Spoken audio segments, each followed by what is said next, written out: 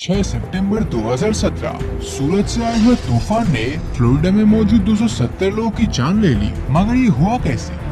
2017 में फ्लोरिडा में एक भयानक सुनामी आई थी, जिसमें लोगों को बचाने के लिए एक रेस्क्यू टीम को भेजा गया। अब सब कुछ सही ही चल रहा था, लेकिन अचानक से फ्लोरिडा के सभी रेडियो सिग्नल्स ने ही पूरी तरह से काम करना बंद कर दिया। अब प्रॉपर कम्युनिकेशन सिस्टम काम न करने के चलते रेस्क्यू टीम लगभग 270 लोगों की जान नहीं बचा सके, और इसके पीछे जिम्मेदार था सूरज से आती हुई सोलर विंड। अब you may not believe, but solar winds का धरती से टकराना काफी कॉमन है, बट हमें आज तक इसका एहसास इसलिए नहीं हुआ क्योंकि धरती का मैग्नेटिक फील्ड हमें हर दिन 24 घंटे इससे बचाता आ रहा है। अब एक महीने पहले की बात है, 9 जून को पूरा मेक्सिको और अमेरिका के साउथर्न रीजन में फिर से सोलर स्टॉर्म का हमला हुआ, जिससे पूरे एरिया में रेडियो ब्लैकआउट्स देखने मिला। अभी जो सन है वो ऐसा कर क्यों रहा है? क्या ये सूरज एक दिन हमारे विनाश का कारण बनेगा? अब सूरज है तो एक सितारा है जिसका जन्म आज से लाखों करोड़ साल पहले हुआ था, और जिसका जन्म होता है उसका मरना भी तय है। ये करीब 450 करोड़ से भी ज्यादा सालों से हमारे सोलर सिस्टम का ब्राइटेस्ट सेंटर बना हुआ है। सूरज को उसकी एनर्जी उसके कोर में हो रहे न्यूक्लियर फिजन से मिलती है, और ये हर सेकंड लगभग 66 करोड़ टन ऑफ हाइड्रोजन को बर्न कर रहा है। जिस तरह हम इंसान का लाइफ स्पैन होता है, ठीक उसी तरह सूरज का भी लाइफ स्पैन है। और आपको जानकर हैरानी होगी कि सूरज अपनी इस स्टेलर लाइफ स्पैन के दौरान अपने फ्यूल सोर्सेज का लगभग आधा हिस्सा बर्न कर चुका है, जिसका सीधा सा मतलब है कि अब हमारे सूरज के पास जिंदा रहने के लिए सिर्फ 500 करोड़ सालों का ही ईंधन बचा है। तो चलिए देखते हैं सूरज के खत्म होने की क्या क्या पॉसिबिलिटीज है। अपने अंदर हाइड्रोजन को जलाते हुए हमारा सूरज हर 100 करोड़ सालों में 10% ब्राइटर होता जा रहा है, और इसके चलते सूरज के अंदर जो एक्स्ट्रा एनर्जी जनरेट होता है वो इसके आउटर लेयर को पुश करता है, जिसके चलते साइंटिस्ट ऐसा मान रहे हैं कि आने वाले सालों में हमारा सूरज साइज में बड़ा होकर एक रेड जायंट में तब्दील हो सकता है। अगर हम आज से 200 करोड़ साल बाद की बात करें तो ये धरती के लिए अच्छा समय बिल्कुल नहीं होगा, क्योंकि तब धरती पर जिंदगी गुजारना काफी मुश्किल हो जाएगा। दरअसल इस समय सूरज की ब्राइटनेस इतनी ज्यादा बढ़ जाएगी कि उससे हमारी धरती को खतरनाक ग्लोबल वार्मिंग का सामना करना पड़ेगा, जिसके चलते हमारे समुद्र में मौजूद पानी उबलना शुरू करेगा। सूरज के इस तरह बड़े होने के चलते हीट और रेडिएशन के कारण हमारे सोलर सिस्टम का हैबिटेबल जोन धरती से पूरी तरह शिफ्ट होकर मार्स पर चला जाएगा। धीरे धीरे सूरज की ओर एक्सपैंड होने के चलते मर्क्यूरी राख में बदल जाएगा, और साथ ही वीनस का एटमॉस्फेयर पूरी तरह से तबाह हो जाएगा। और जैसे जैसे इसका एक्सपेंशन और ज्यादा बढ़ेगा, ठीक वैसे वैसे मर्क्यूरी और वीनस को भी अपने अंदर निगल लेगा। अब हमारी धरती की बात करें तो इसकी हालत भी कुछ ज्यादा सही नहीं होने वाला, क्योंकि सूरज के एक्सपेंशन रेंज में आते ही ये भी जल जाएगा, और धीरे धीरे इसका साइज कम होकर एक हॉट आयरन कोर में बदल जाएगा। धरती के खत्म होने के साथ साथ हमारा नया घर माने जाने वाले मार्स पर भी रहने लायक वातावरण नहीं बचेगा, जिसके बाद हम इंसानों को अपना वजूद बनाए रखने के लिए कोई दूसरे प्लेनेट को खोजना होगा। सूरज का इस तरह से एक रेड जायंट में तब्दील होना उसके एवोल्यूशन का ही एक नेचुरल पार्ट है, पर फिलहाल अगले 200 करोड़ सालों तक सूरज कहीं से भी एक रेड जायंट नहीं बनने वाला। खैर, भले ही ये खतरा अगले 200 करोड़ सालों तक ना हो, मगर फिर भी हमारे लिए इस तरह के खतरों के बारे में जान लेना बेहद जरूरी है, क्योंकि हम इंसान हमेशा से ही अपने प्लेनेट और अपने स्पीसीज के भविष्य के बारे में सोचते आए हैं। वैसे सूरज सिर्फ एक रेड जायंट से ही खत्म होगा ऐसा नहीं है। कुछ पॉसिबिलिटीज के अनुसार ऐसा माना जाता है कि अगर सूरज का फ्यूल पूरी तरह से खत्म हो जाए, तब सूरज रेड जायंट बनने की जगह कोल्ड हो जाएगा, यानी सूरज धीरे धीरे बुझना शुरू करेगा और ये एक व्हाइट ड्वार्फ या ब्लैक ड्वार्फ में कन्वर्ट हो जाएगा। तो क्या होगा अगर सूरज अचानक से ठंडा होकर एक ड्वार्फ स्टार बन जाए? सूरज की इस एवोल्यूशन से आसमान अचानक से ब्लैक हो जाएगा, जिसके साथ ही धरती पर हर तरफ डार्कनेस फैल जाएगी, और जो हमारा चांद होगा वो भी हमें दिखाई नहीं देगा, क्योंकि सनलाइट के ना होने से चांद पर लाइट का कोई रिफ्लेक्शन नहीं होगा। इसी वजह से धरती पर जगह जगह कम्युनिकेशन और पावर सप्लाई भी ठप पड़ जाएगी, और देखते ही देखते धरती का टेम्परेचर भी कई डिग्री सेल्सियस तक बढ़ जाएगा, जिससे धरती की सरफेस तो धीरे धीरे ठंडी होने लगेगी, मगर मोल्टेन कोर की वजह से इसका इनर पार्ट तब भी गर्म बना रहेगा। इस घटना के 1 साल बाद धरती की सरफेस और ओशंस आइस की एक थिक लेयर से ढक जाएगी, और प्रोफेसर डेविड स्टीवेंसन की माने तो इस दौरान धरती का टेम्परेचर -40 डिग्री सेल्सियस तक पहुंच जाएगा। सूरज ठंडा होने के बाद ये धीरे धीरे अपने ग्रेविटेशनल पुल को होना शुरू करेगा और इस ग्रेविटी लॉस का असर सोलर सिस्टम पर भी देखने को मिलेगा, क्योंकि सूरज की ग्रेविटी के बिना प्लैनेट स्ट्रेट लाइन में मूव करने लगेगा, जिसके बाद या तो प्लैनेट डीप स्पेस में खो जाएगा या फिर एक दूसरे से टकरा जाएगा। खैर जो भी हो, पर फिलहाल नियर फ्यूचर में तो सूरज के ठंडे होने का चांसेस ना के बराबर है, क्योंकि सूरज का एनर्जी न्यूक्लियर फिशन रिएक्शन से प्रोड्यूस होता है। रिसर्चर्स के माने तो सूरज का फ्यूल खत्म होने में अभी करोड़ों सालों का समय है, जिसका मतलब ये है कि अभी ह्यूमैनिटी पूरी तरह से सेफ है। ऐसा नहीं है कि सूरज सिर्फ रेड जायंट या कूल डाउन होके ही खत्म हो, क्योंकि एक पॉसिबिलिटी ये भी कहती है कि शायद सूरज का खात्मा एक सुपरनोवा एक्सप्लोजन के साथ हो। हमारा सूरज अगले 500 करोड़ सालों में अपने फ्यूल की कमी की वजह से खत्म हो जाएगा। खत्म होने की इस प्रोसेस में पहले तो ये साइज में बढ़ते हुए एक रेड जायंट में तब्दील होगा और फिर एक व्हाइट ड्वार्फ स्टार बन जाएगा जो अगले करोड़ों सालों तक ठंडा होगा।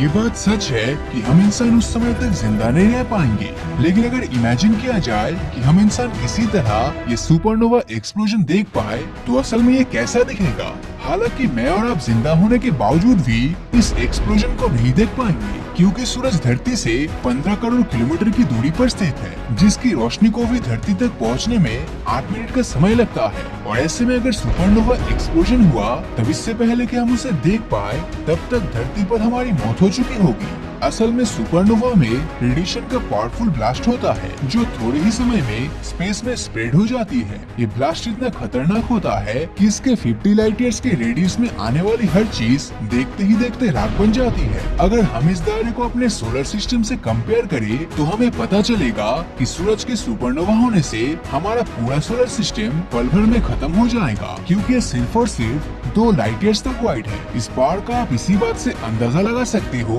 कि सुपरनोवा की शुरुआत में ही जो भयंकर शॉक वेव्स क्रिएट होगी उससे धरती का एटमॉस्फेयर और ओशन समेत सब कुछ तबाह हो जाएगा। और अगर इस दौरान कोई भी क्रीचर जिंदा बचा तब सुपरनोवा से निकली यूवी और गैमा रेडिएशन धरती पर फैल जाएगी और ये ओजोन लेयर को तबाह कर देगी, जिससे धरती पर हर तरफ नाइट्रस ऑक्साइड स्मोक का फॉर्मेशन होगा। मगर हमें ऐसी किसी कंडीशन का सामना नहीं करना पड़ेगा, क्योंकि सूरज का सुपरनोवा होना पॉसिबल नहीं। दरअसल सुपरनोवा तभी होता है जब बड़े बड़े स्टार्स एक कैटास्ट्रॉफिक कोलैप्स में जाकर स्पेस में भयंकर एनर्जी को रिलीज करने के साथ अपनी आउटर लेयर्स को इजेक्ट करने लग जाती है। लेकिन अगर हम अपने सूरज को देखें तो असल में ये इतना बड़ा नहीं है कि इसमें कोई सुपरनोवा जैसा कुछ हो सकता है। भले ही सूरज सुपरनोवा ना हो, पर क्या होगा अगर ये ब्लैक होल में कन्वर्ट हो जाए। वेल, ब्लैक होल्स को लेकर ये मिसकंसेप्शन बन चुका है कि स्पेस का वैक्यूम क्लीनर है जो अपने रास्ते में आने वाली हर चीज को निगल लेता है, जबकि ये सच नहीं, क्योंकि अगर कोई ब्लैक होल हमारे सूरज के बराबर के मास वाला हुआ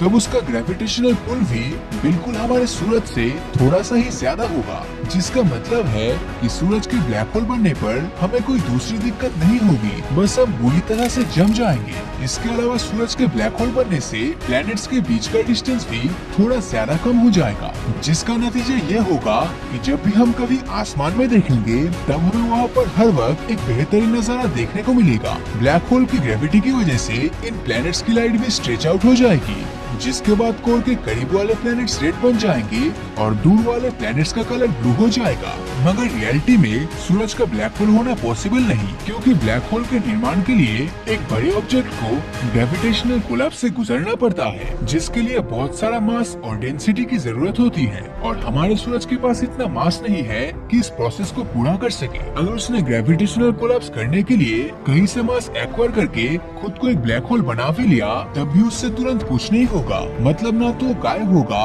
और ना ही वो सोलर सिस्टम के प्लैनेट्स को निगल लेगा। अब कारण चाहे जो भी हो, पर ये बात पूरी तरह सच है कि जब तक सूरज खत्म होगा तब तक हम इंसान या तो मर चुके होंगे या फिर हम हमारे सोलर सिस्टम को छोड़ चुके होंगे। और अगर किसी तरह हम यहाँ से निकल जाए तो तब तक हम इतने एडवांस बन जाएंगे कि तब हमारे लिए इंटरस्टेलर ट्रैवल करना कोई बड़ी बात नहीं होगी, जिसके चलते हम सूरज के खत्म होने से पहले कोई दूसरा हैबिटेबल प्लैनेट ढूंढ लेंगे।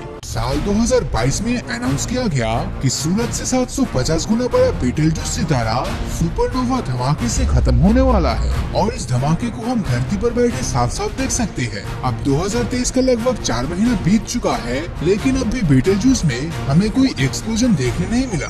अब बीटलजूस कोई ऑर्डिनरी स्टार नहीं जो कभी साइज में बड़ा हो जाता है तो कभी छोटा हो जाता है। कैलकुलेशंस के अनुसार देखें तो ये रेड सुपर जायंट हर 10,000 सालों में हमारे सूरज का इक्वल मास खो देता है। अपने आकार के साथ साथ ये सितारा एक से ज्यादा बार अपनी कलर चेंज कर चुका है। दरअसल 2022 में एक रिसर्च से पता चला है कि बीटलजूस पिछले 2000 सालों में येलो से ऑरेंज और ऑरेंज से रेड में तब्दील हुआ है और अब ये येलो सुपर जायंट फेज में वापस जाने की तैयारी कर रहा है। और इसी बात को लेकर साइंटिस्टों में सबसे ज्यादा डर है, क्योंकि उनको लगता है कि शायद ऐसे में ये ब्लू सुपर जायंट बनकर एक्सप्लोड कर सकता है और ये धमाका कहीं हमारी धरती को खत्म न कर दे। साल 2019 में बीटलजूस में कुछ ऐसा हो रहा था जिसे देख साइंटिस्टों को लगा कि कोई एलियन सिविलाइजेशन इस सितारे से एनर्जी को बाहर खींच रहा है। लेकिन ऐसा कि हबल टेलीस्कोप और दूसरी ऑब्जर्वेटरी से पता चला है कि बीटलजूस पर एक ऐसे एक्सप्लोजन हो रहा है जिसमें इसका कुछ लाख किलोमीटर का एरिया ही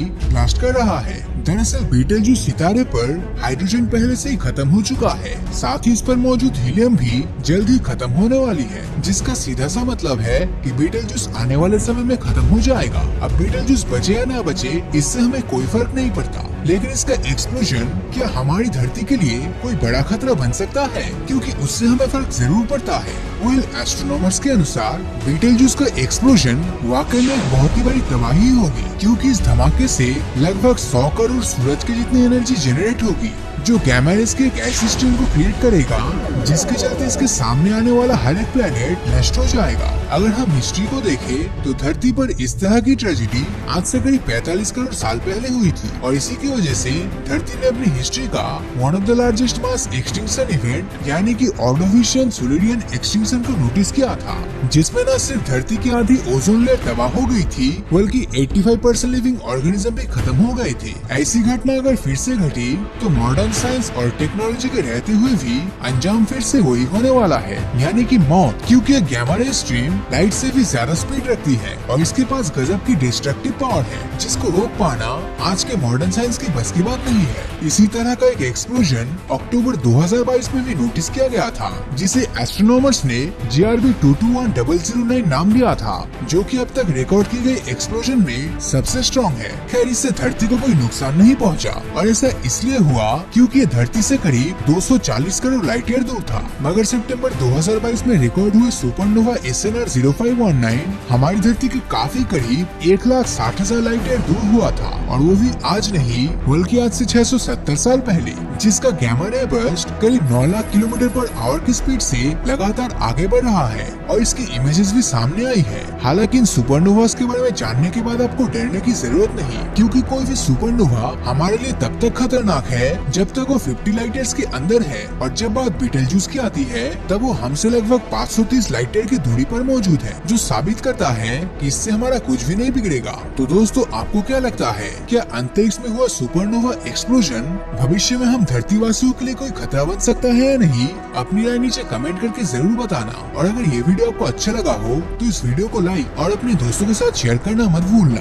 और अगर अभी तक आपने हमारे चैनल को सब्सक्राइब नहीं किया है तो सब्सक्राइब करके नोटिफिकेशन बेल को ऑन कर दीजिए, क्योंकि मैं ऐसी वीडियोस हर हफ्ते लाता रहता हूँ। तो मिलता हूँ आपसे अगले वीडियो में, और हमेशा की तरह थैंक्स फॉर वॉचिंग।